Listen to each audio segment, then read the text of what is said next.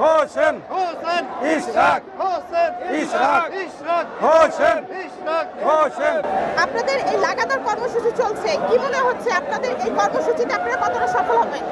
আমরা 100% আশা করি আমরা সফল হব, কারণ এটা দলীয় কোনো কর্মসূচি না। আমরা ঢাকার দক্ষিণ সিটি কর্পোরেশনের যত মানুষ আছি, আমরা যারা জনগণ আছি, আমরা চাই, আমরা আইনের মারপ্যাচ বুঝি না, আমরা বুঝি আদালত থেকে উনি রায় পেয়েছেন এবং নির্বাচন কমিশন থেকে ওনাকে গেজেট প্রকাশ করা হয়েছে। তারপরও কেন টালবাহানা করা হচ্ছে ওনাকে মেয়র হিসাবে শপথ করার জন্য?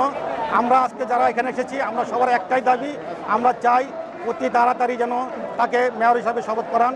এবং যদি এটা নিয়ে যদি এটা ঢাকা দক্ষিণের সকলের দাবি, এবং আমরা জনগণের পক্ষ থেকে বলছি যে এই রায় যদি বাস্তবায়ন না করা হয় তাহলে আমরা লাগাতার কর্মসূচি করতে বাধ্য হব।